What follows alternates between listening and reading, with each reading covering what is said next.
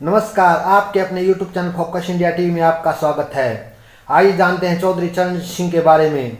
आज किसान दिवस है और आज चौधरी चरण सिंह का जन्मदिन है। आज उनकी बायोग्राफी के बारे में जानते हैं। चरण सिंह स्वतंत्र भारत के 5वें प्रधानमंत्री थे। इस पद को उन्होंने 28 जुलाई 1989 से 14 जनवरी 1980 तक संभाला। चरण सिंह का कार्यकाल महज 7 महीने का था, लेकिन इस दौरान उन्होंने देश के किसानों की स्थिति सुधारने व उनके अधिकार के लिए अथक प्रयास किए। उन्होंने देश की आज़ादी में अपना अहम योगदान दिया। अपने जीवन का बड़ा हिस्सा उन्होंने देश की राजनीति को दिया। उन्होंने राजनीति को करीबी से समझा व जाना।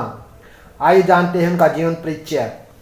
चौधरी चरण सिंह का जन्म जाट परिवार में 23 दिसंबर सन 1902 में उत्तर प्रदेश के मेरठ जिले में चौधरी मीर सिंह के परिवार में हुआ।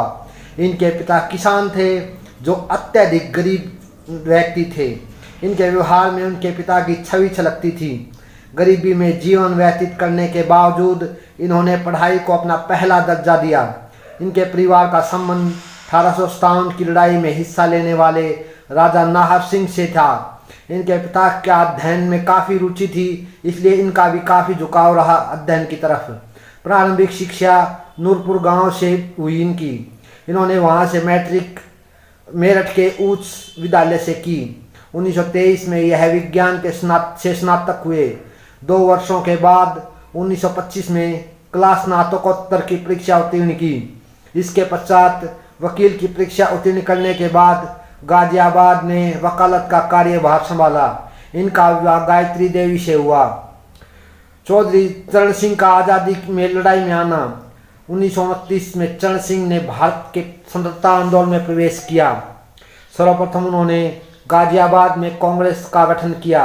1930 में गांधी जी द्वारा चलाए गए सविनय अवज्ञा आंदोलन में नमक कानून तोड़ने का आह्वान किया। चरण सिंह ने गाजियाबाद की सीमा पर बहने वाली हिंडन नदी पर नमक बनाया एवं डांडी मार्च में भाग लिया। इस दौरान इन्हें 6 माह के लिए जेल में जाना पड़ा। इसके बाद उन्होंने महात्मा गांधी जी की छाया में खुद को स्वतंत्रता की आंधी का हिस्सा बनाया। 1940 के सत्याग्रह आंदोलन में यह जेल गए। इसके बाद 1941 में बाहर आए। फरवरी 1937 में इन्हें विधानसभा के लिए चुना गया। 31 मार्च 1938 में इन्होंने कृषि उत्पाद बाजार विधेयक पेश किया। यह विधेयक किसानों के हित में था। यह विधेयक सर्वप्रथम 1940 में पंजाब द्वारा अपनाया गया। आज़ादी के बाद चरण सिंह 1952 में उत्तर प्रदेश के राजस्व मंत्री बने एवं किसानों के हित में कार्य करते रहे। इन्होंने 1952 में जमींदारी उन्मूलन विधेयक पारित किया। इस विधेयक के कारण 27,000 पटवारियों ने त्यागपत्र दे दिया, जिसे इन्होंने निर्दयता के साथ स्वीकार किया एवं किसानों को पटवारी के आतंकी वातावरण से आज़ाद किया और श्रम ने लेखपाल के पद पर संभाला और नए पटवारी नियुक्त किए, जिसमें 18% हरिजनों के लिए आरक्षित किया गया था। चौधरी चरण सिंह का राजनीतिक सफर। चौधरी चरण सिंह व जवाहरलाल नेहरू के विचारों एवं कार्यप्रणाली में काफ़ी मतभेद था, जिसके चलते इन दोनों में कई बार टकराव हुए। चरण सिंह नेहरू की आर्थिक नीति के आलोचक थे। चरण सिंह ने इस मतभेद के चलते 1967 में कांग्रेस पार्टी को छोड़ दिया और राजनारायण एवं राम मनोहर लोहिया के साथ नई पार्टी का गठन किया, जिनका चिन्ह हलदार था। इसके बाद कई कांग्रेसी नेताओं को 1970 एवं 1975 में जेल में बंद किया गया। 1975 और 1977 में आपातकालीन स्थिति में इंदिरा गांधी के लगभग सभी विरोधी नेता जेल में थे। इन नेताओं ने जनता पार्टी के लिए जेल में रहकर ही चुनाव लड़ा एवं जीत हासिल की। इसके बाद चौधरी चरण सिंह एक वरिष्ठ नेता के रूप में सत्ता में आए। मोरारजी देसाई जी के कार्यकाल में चरण सिंह उप प्रधानमंत्री एवं गृह मंत्री रहे। इसी दौरान वे चरण सिंह और मोरारजी देसाई के बीच मतभेद बढ़ गया। इसके बाद चरण सिंह ने बगावत कर दी और जनता पार्टी छोड़ दी, जिससे मोरारजी देसाई की सरकार गिर गई। कांग्रेस व दूसरी पार्टी के समर्थन से चरण सिंह ने 28 जुलाई 1989 को प्रधानमंत्री पद को संभाला। इस समय इन्हें इंदिरा गांधी जैसे दिग्गज नेता का बहुत समर्थन दिया।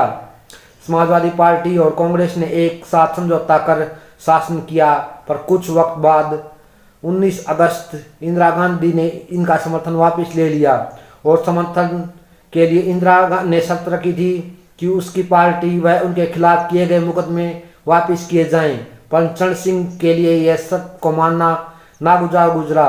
उनके सिद्धांतों के विरुद्ध था, इसलिए उन्होंने इस शर्त को स्वीकार नहीं किया और सिद्धांतों के विरुद्ध न जाकर समर्थन न मिलने से प्रधानमंत्री के पद से इस्तीफा दे दिया। चरण सिंह द्वारा किए गए कार्य। चौधरी चरण सिंह किसानों के लिए एक मसीहा की तरह थे। इन्होंने पूरे उत्तर प्रदेश के किसानों से मिलकर उनकी समस्या का निदान किया। भारत की भूमि हमेशा से कृषि प्रधान रही है। कृषकों के प्रति प्रेम ने चरण सिंह को इतना सम्मान दिया कि इन्हें कभी हार का सामना ही नहीं करना पड़ा। इनका जीवन सादगी पूर्ण एवं सिद्धांतवादी रहा। यह भी गांधीवादी विचारधारा के नेता थे, जिन्होंने इस विचारधारा को जीवन पर्यंत संजोया। गांधीवादी नेताओं ने बाद में जब कांग्रेस छोड़ अलग पार्टी बनाई, तब गांधी टोपी त्याग कर चरण सिंह ने उसे जीवन भर संवाद धारण किया। गांधी जी ने किसानों को भारत का सरताज कहा था। आज़ादी के बाद चरण सिंह ही ऐसे नेता थे जिन्होंने किसानों के जीवन को सुधारा। चरण सिंह की मृत्यु 19 मई 1987 को इनका निधन हो गया। इनकी पत्नी गायत्री देवी और 5 बच्चे थे। इनके पूर्वज नाहर सिंह 1857 की क्रांति में भागीदारी थे। इस तरह देश प्रेम चरण सिंह के स्वभाव में व्याप्त था। इनकी अंग्रेजी भाषा में अच्छी पकड़ थी। इन्होंने कई पुस्तकें भी इसी भाषा में लिखी हैं। तो हमारी यह वीडियो कैसी लगी? इस वीडियो को ज़्यादा से ज़्यादा लाइक करें, ज़्यादा से ज़्यादा शेयर करें और सब्सक्राइब करना न भूलें। Thank you.